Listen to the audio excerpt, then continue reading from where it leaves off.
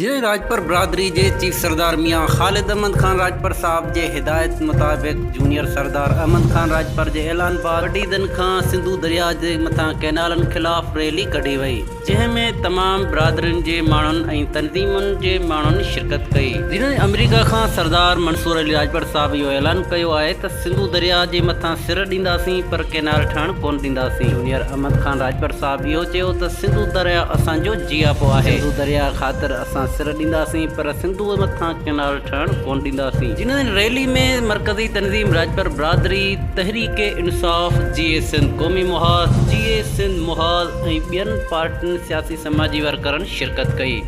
जिन्हनि रिपोर्ट ॾियान पढ़ीदन खां रमज़ान अली राजपर। वधीक न्यूज़ ॾिसण लाइ ॾिसंदा रहो जियो राजपर टीवी।